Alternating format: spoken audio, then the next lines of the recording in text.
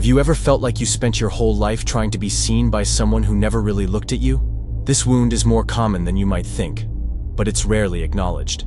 Because unlike moms, fathers often fail silently. He was there, but his gaze never really landed. And growing up without that gaze means growing up constantly trying to prove your worth. Through achievement, through toughness, through silence. You learn to endure, but deep down, you're still waiting for that recognition. Carl Jung was one of the first to show that a father's absence goes beyond your personal story. It touches something deeper. In the psyche, the father represents the axis of authority, the drive to engage with the world, the source of validation. When that figure fails, through absence, abandonment, coldness, or relentless pressure, something breaks inside the child. It's not just love that's missing, it's the sense of self-worth. Today, I want to help you recognize this emotional wound and give you a practical way to begin healing it. And at the end of this video, I'll challenge you with something powerful. It's simple, but it might just help you break free from the grip of a presence that was never fully there. From the earliest years, a child's psyche builds inner images to make sense of the world. Jung called these images archetypes, primordial templates that shape our emotional experience even before we can speak. Among them, one of the most foundational is the archetype of the father. At the symbolic level, the father is more than a man. He represents the psychic force that helps us break away from the emotional fusion with the mother and begin the journey of individuation. That is, becoming who we truly are. It's the energy that separates, that cuts the invisible cord of emotional dependence, that places a child before life with courage and direction. Where the mother is seen as the source of love, nurture, and affection, the father stands for strength, guidance, and protection. The mother nurtures the heart. The father prepares you for the world, and maybe that's why the father wound is so much quieter, and at the same time, more devastating. Because while the mother's absence shows up as emotional hunger, the father's absence shows up as a fractured foundation, a lack of direction, a missing validation that quietly eats away from the inside. When the archetype of the father manifests in a healthy way through the real father, it offers a foundation of firm but safe authority. It's the dad who guides without crushing, who corrects without shaming, who challenges without abandoning. He sets direction, defines limits, teaches values, and most importantly, he sees you. He looks you in the eye and says, even without words, you matter, you belong. But when that archetype fails, because the father was passive, violent, emotionally absent, or even idolized to an impossible degree, a fracture forms in the psyche. The child doesn't receive the push needed to confidently face the world. Instead, they grow up insecure, divided, often stuck in a lifelong waiting room for a validation that never came. That absence can't be filled with gifts, physical presence, or blind authority. It's emotional. And when that's missing, the father archetype gets distorted. It becomes unreachable. And what should be a source of structure turns into something that paralyzes. Jung said that every person eventually needs to break from the image of the father, meaning to move beyond his internal influence to become whole. But when that father was never truly present to begin with, what breaks instead is the ability to trust. And what we end up seeking isn't freedom, it's belonging. A belonging that, because it wasn't given, becomes something we chase in every decision. This search for belonging, which begins in childhood, doesn't just fade with time. It changes shape, changes scenery, but stays alive, operating in the background of adult life like an invisible engine. Most don't notice it, but that deep exhaustion you feel, the endless drive to prove yourself, the struggle to just relax, often traces back to emotional roots planted in the absence of a father who never affirmed your worth. The child who wasn't seen becomes the adult who tries to be perfect, who seeks validation through titles, performance, productivity, who turns work into a battlefield just to prove they deserve a seat at the table. But no matter how much they achieve, it always feels like something's missing, like there's a debt that can never quite be paid. Jung shows us that the father wound doesn't vanish with time. It settles into the structure of the ego and becomes a lens, a filter that distorts how you see yourself and the world around you. The adult shaped by this absence often lives in a constant state of tension, as if love has to be earned every single day, as if one mistake might bring back the disapproving gaze of a father who never really saw them to begin with. That's the mechanism behind self-sabotage.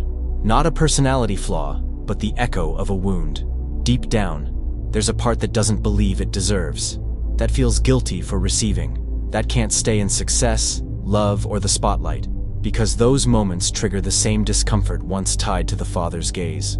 Demanding, impatient, critical, or worse, non-existent. Many carry that discomfort as if it's just who they are.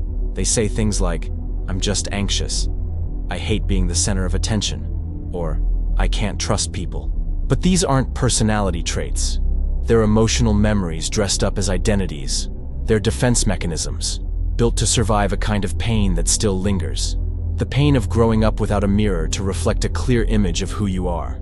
Without a father as external validation, the child tries to build internal validation on their own. But without a model, without direction, that process is almost always incomplete. The result is an adult who functions well on the outside, but is exhausted on the inside, who carries life on their shoulders, but fears it could all fall apart at any moment. That insecurity you carry, it's not weakness, it's survival. It's emotional intelligence that learned early on that affection was unstable, and that worth had to be earned. But the same strategy that once kept you safe is now keeping you stuck, and recognizing that is the first step toward breaking the cycle. Not all wounds bleed the same. Some ache in silence, others scream in memories, but both leave marks. And when it comes to the father wound, it's crucial to understand that it can show up in two very different, but equally deep ways. There's the active wound, the kind you can clearly identify. The father who was openly aggressive, violent, or instilled fear instead of safety. Harsh criticism, humiliation, total absence of affection, constant comparisons. These are what many would call obvious traumas.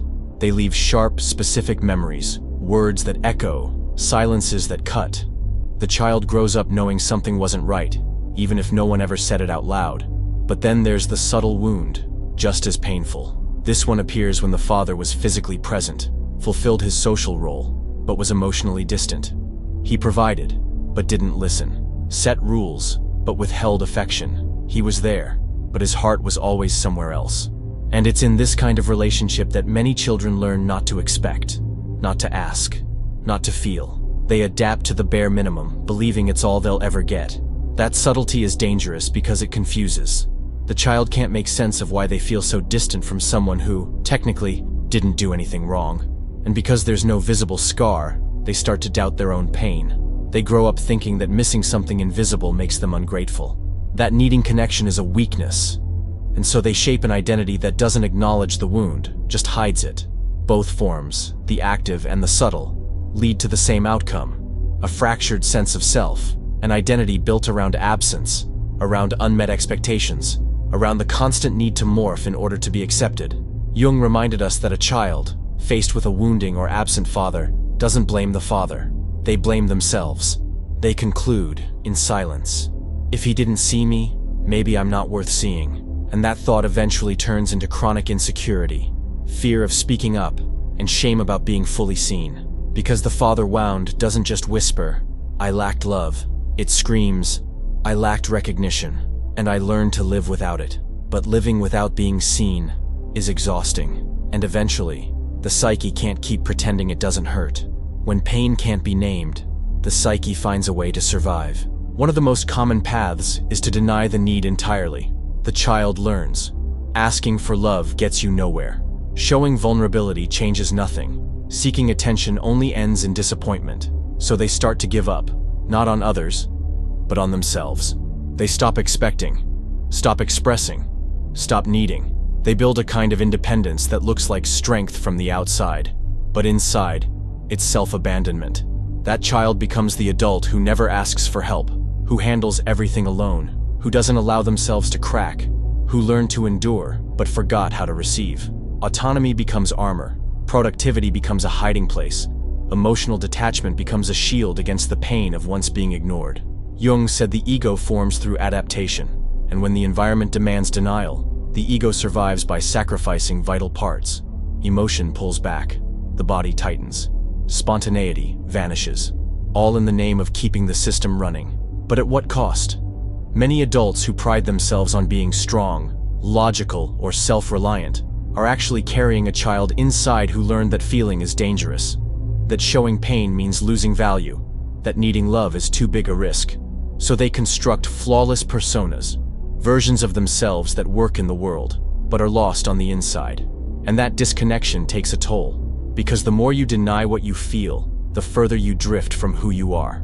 And the more disconnected you are, the harder it is to feel real. That's why even in success, there can be a void. Even surrounded by people, there can be loneliness. Even in constant motion, there's a tiredness that never goes away. This loss of contact with your own center doesn't happen overnight. It's gradual. It starts when needs go unmet. It grows when silence becomes the norm. And it locks in when someone believes that not feeling is a sign of strength, when it's really just another way of staying unseen. Over time, that disconnection turns into a lifestyle. What began as a childhood defense becomes a full-blown personality. The person starts to believe they're naturally closed off, naturally in control, naturally detached. But behind that armor still lives the same child who learned not to need, and because of that, still doesn't know how to receive. And society often rewards this adaptation: extreme productivity, laser focus, relentless self-sufficiency, traits that get praised, reinforcing the persona. Every time someone says, "How do you manage it all?" a little piece of that old pain retreats, but only for a moment. Jung said that what remains unconscious becomes fate, and often, the fate of these defenses is isolation. The person who controls everything, who doesn't allow mistakes, who avoids deep connections, doesn't do it out of coldness. They do it out of fear. Fear of opening up and being hurt again. Fear of loving and not being loved back. Fear of being seen and overlooked once more. Emotional distance, over-intellectualizing, the need to control everything. These are all ways of avoiding the original pain. But in avoiding pain, we also avoid intimacy, vulnerability, love. Eventually, what protected you becomes a prison. Life turns into a minefield where every emotion is a threat, where feeling too much is weakness, where needing someone is dangerous. "I don't need anyone" is often the most honest and most deceptive sentence someone can say. Honest because that's exactly what they learned, that needing others is too much. Deceptive because no one was born to live disconnected. And the deeper that belief takes root, the harder it is to break the cycle. Because the pain hides behind behaviors that seem normal, even admirable. But behind the success, the performance, the efficiency, there's still someone who was never truly comforted. Someone who learned to handle it all, but deep down just wants to collapse into someone's arms without having to earn it first. When that unheld child grows up, they carry their defenses into every space, including relationships. What looks like choice or compatibility is often just repetition. Unconscious repetition of an emotional pattern that never got resolved. The father wound doesn't just shape how you see yourself, it shapes how you connect. It's common for those affected by this wound to choose partners who replicate the same emotional absence. They're drawn to people who are unavailable, emotionally distant, critical, unpredictable. Not because they want pain, but because pain feels familiar. Jung called this symbolic repetition compulsion. It's the pull to return to the original wound, hoping this time for a different ending, hoping maybe now the love will come, hoping maybe now the gaze will arrive, hoping maybe now someone will say what the father never did: "You are enough." That's why so many relationships turn into validation loops instead of safe connections. They stop being about love and become about proving something. The person doesn't just want to be loved, they want to be recognized. They want the other person to fulfill the promise the father broke. But that desire comes with pressure, insecurity, and fear. And over time, it suffocates. Because no partner can carry the weight of healing a wound they didn't cause. The more you expect others to give what you never got in childhood, the more disappointment grows. The more the pain repeats, the more the relationship breaks down. What started as a search for love becomes a cycle of self-sabotage.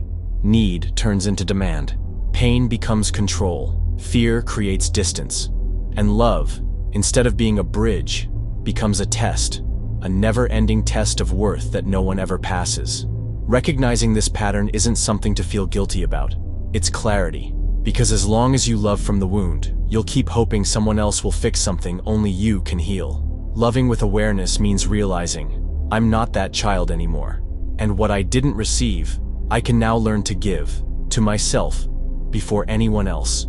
Even after understanding the wound, reactions can still sneak in. Because some of that pain doesn't live in logic. It lives in the unconscious. And in the unconscious, time stands still. Jung called it the father complex. a cluster of emotional patterns centered not around the actual father, but around the psychic imprint he left.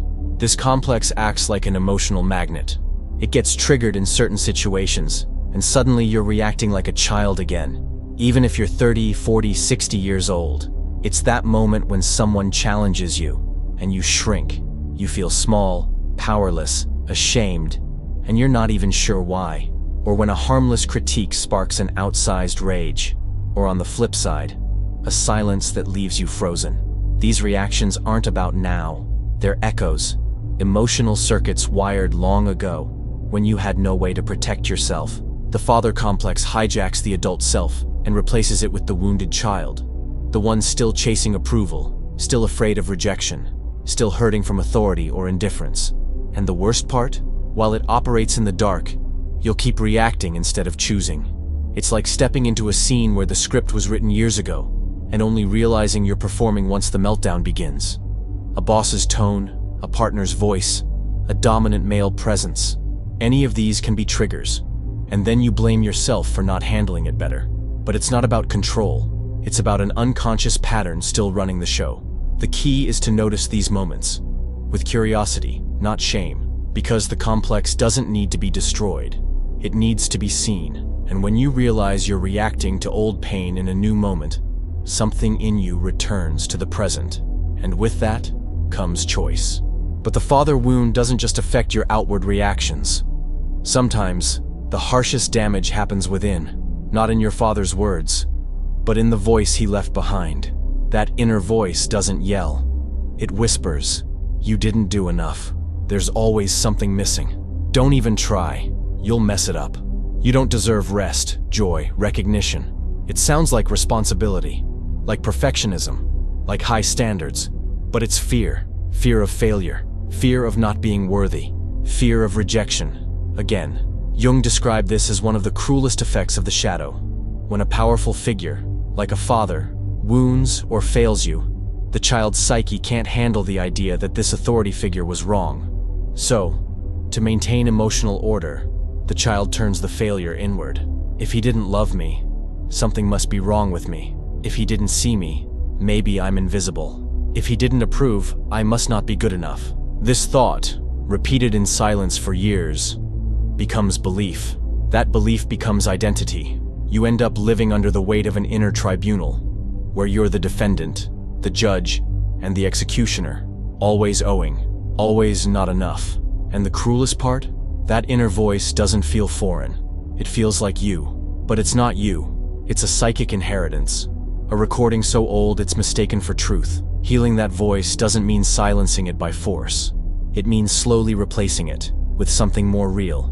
A presence that can hold you without demanding perfection, that can guide without punishment, that can affirm without crushing. That presence doesn't come from outside. It's born when you begin treating yourself with the respect you never received, when you stop being your own enemy and become the adult you always needed to find. For women, this critical inner voice sometimes takes on the shape of a wounded animus, the internalized masculine image Jung said lives within every woman's psyche. It becomes a ruthless inner authority demanding perfection, strength, competence, and control. It mirrors a father who was cold, demanding, or emotionally absent, or the idealized fantasy of one who never showed up. And when that happens, a woman distances herself from feeling, from intuition, from softness, because she learns she had to be hard to be valued. For men, the father wound often hits the core of identity. The father was supposed to be the first mirror of healthy masculinity, a reference of balanced strength, grounded presence, and emotional courage. But when that mirror was cracked, or missing, the result is often a man divided, confident on the outside, but empty on the inside, forever afraid someone will see through the mask and find out he's not enough. Some people become hyper-competitive, obsessed with control, always needing to prove something. Others withdraw from life, avoid conflict, shrink themselves, as if still waiting for permission to fully exist. In both cases, the authentic self gets buried under a mask, not shaped by the desire to be, but by the need to compensate. Jung shows us that archetypes like the animus aren't inherently problems. They're sources of power, but when they're wounded, they work against the psyche. Healing that wound means beginning to transform this internal authority into an ally, It means creating a masculine presence within that protects instead of punishes, affirms without dominating, and guides without crushing. Whether you're a man or a woman, this healing reorganizes the foundation of your identity. And with it, the world stops being something you have to defend against, and becomes a place where you can actually live as yourself. When that inner structure is built on absence, life becomes a long attempt to make up for what was missing. Without even realizing it, a person enters into an endless pursuit, not for ordinary recognition, but for that one specific gaze they never received, the gaze of a father. That search seeps into every area of life, career choices, relationships, lifestyle. Everything can become a quiet campaign to prove something, that you're capable, worthy, respectable. It's like there's a stage set up in your mind, and someone's sitting in the front row, judging your performance.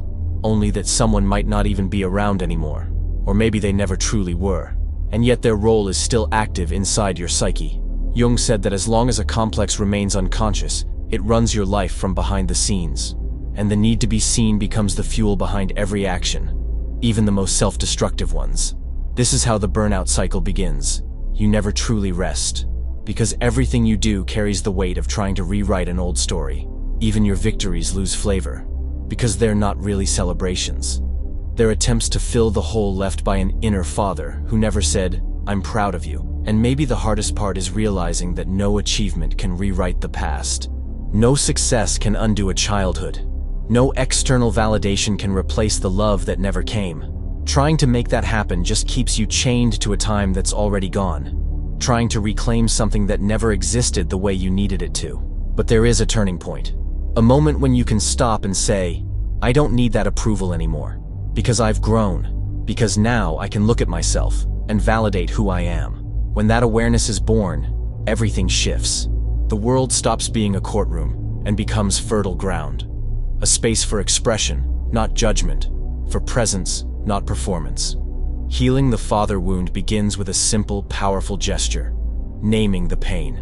As long as it goes unacknowledged, it continues to operate in the background, shaping your relationships, your self-esteem, your choices. And maybe until now, you've tried to avoid touching that pain. But denial doesn't heal. It only prolongs. You have to say it honestly.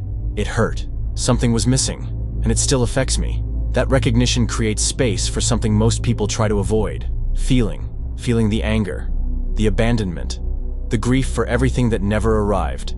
Not as drama, but as liberation. Because what you don't feel, you repeat. But healing doesn't stop there. After naming and feeling comes the most important step, transformation. And transforming doesn't mean waiting for your father to change, or expecting others to fill that void. It means stepping into the role of the adult who can care for themselves.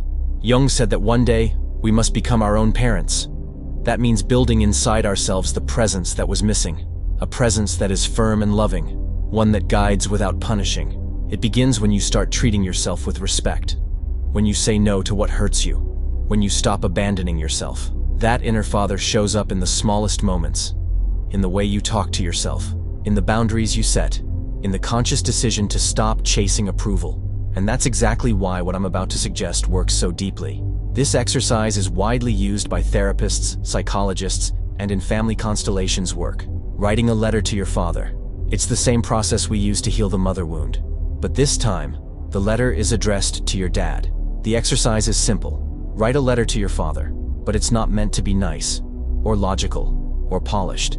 It's not a letter for him to read. It's a letter for you to release. Write everything you never got to say. The pain, the anger, the absence, the frustration, the longing, the resentment, the confusion, the silence. What you felt when he didn't see you. What you wished he would have said, and never did.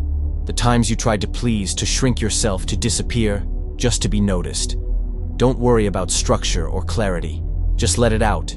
If you need to curse, do it. If you need to cry, cry. If you get stuck, keep going. This letter is your safe space to truly listen to yourself. Maybe for the first time. When you're done, read it out loud. If you can, look into your own eyes in the mirror as you read. Let the words move through you. Not to relive the pain, but to finally release it. And then, thank him for what was possible, for what wasn't, but still brought you here. And burn the letter. for real. Turn that moment into a ritual. You're saying, with that act, I'm done waiting. I'm done carrying. I'm letting go. Now, from my heart to yours, do it. But do it for real. I say this from experience, because just like you, I had my wounds. With my mom, they were subtle, hard to name at first. But with my dad, it ran deeper, an absence that looked invisible, but cut right through me. For a long time I kept going. I rationalized. I functioned, until the day I wrote my letter. I didn't know what would come out. I started with no plan. But after the first line, everything poured out. Memories, unspoken words, scenes I thought I'd forgotten, and with them came answers, connections I'd never made. In that moment, I understood why I loved the way I did, why I was so hard on myself, why I couldn't rest without guilt. And it was right there, that I began to change. That letter became a doorway of pain, but also of freedom. So please, write yours. And if you want, come back and share it in the comments. Because maybe what you write could be the spark someone else needs to begin their healing too. Besides the letter, there are other practices that can support your inner healing. One of them is therapeutic writing, directed to your inner child. Picture yourself today, standing in front of yourself as a child. What did they need to hear, but never did? What would you have said to them if someone had just given you the words? Write it all down, and if you can, read it aloud. This begins to reshape how you see yourself, from the inside out. Another powerful practice is the empty chair exercise. Sit across from an empty chair and imagine your father sitting there. Say what's been buried for years. Speak your truth. If it feels right, respond as if you were him. Not to create a logical dialogue, but to let the emotion move through your body and out. There are deeper techniques, like Jung's active imagination. In these, you engage directly with parts of your psyche. The wounded child, the image of the father, the critical voice that's haunted you. These inner encounters can open some of the most honest paths inside you. Slowly, you begin treating yourself with more respect. You learn to say enough when it's needed, and you start to understand that caring for yourself is your responsibility, and also an act of love. If you want to take this process further with more structure, I've put together something special. A 21-day guided ebook with practices inspired by the teachings of Carl Jung. They're small steps, but each one can help bring you back to yourself. The link is pinned in the first comment. If it resonates, download it and start today. When that presence begins to settle inside you, something shifts. Quietly, but for good. The world, which once felt like a courtroom, starts to feel like a space where you can finally breathe. Life, which used to feel like a string of tests, becomes a journey of expression. And for the first time, you feel like you can simply exist, without having to constantly prove you deserve to. That's what healing the father wound really is. It's stepping out of the battlefield. It's letting go of the defense mode. It's stopping the projection of your worth onto someone else's gaze. Because in the end, the father wound wasn't just about your dad. It was about how you learned to see yourself through him. And when that reflection changes, your entire inner landscape begins to shift. You realize you no longer have to keep running. You don't have to be the strongest, the smartest, the most productive. You're not chasing an invisible trophy anymore, or dodging a judgment that was never truly yours. You're finally stepping into who you are, without the filter of pain. And that brings a kind of freedom that doesn't depend on applause. A peace that isn't broken by mistakes. A strength that doesn't have to harden to survive. It's a strength that rises from within, that is born from reconnecting with your essence, after years of living in the shadow of what was missing. Jung called this the return to the center. A movement that brings you back from the outskirts of a wounded ego and reconnects you with the self, the deepest and truest part of your being. It's not about becoming some ideal version of yourself. It's about shedding the version you built to survive and becoming, honestly, imperfectly, wholly, you. When that happens, love stops being a search and becomes an expression. You no longer love to fill a void. You love because there is something inside you that overflows. And that overflow is what finally reconciles you with life. Because where there was once a void, now there is presence. Where there was fear, now trust begins to take root. Maybe you've spent your whole life trying to be seen, trying to get it right, to please, to fit into a space that was never built for you. But maybe, just maybe, something is starting to shift. Because when you recognize the wound, without guilt, without denial, it stops running the show from the shadows. And when you give yourself the care you spent a lifetime searching for in someone else's eyes, the cycle finally begins to break. What used to be a constant chase for validation can now become a quiet act of self-love, not as a concept, but as a daily practice, as a real presence. You don't need to chase the love that never came anymore. You can stop, breathe, and choose, from this moment forward, how you want to relate to yourself, to others, to life. This isn't about forgetting what hurt. It's about giving that pain a new place, a place where it no longer writes your story, where you can look back with respect and look ahead with strength. If this spoke to something deep in you, leave a comment that says, "I choose to be free." That's how I'll know you stayed with me all the way through. And more than that, I'll know you're ready to take this next step with intention. And if this content helped you, and you'd like to support the channel, consider clicking the thanks button below. Even a small contribution makes a big difference and helps us keep spreading this message of healing to more people who need to feel seen and need to be set free. Thank you for being here. Thank you for listening with an open heart. And thank you for being part of this space of transformation. I'll see you in the next video.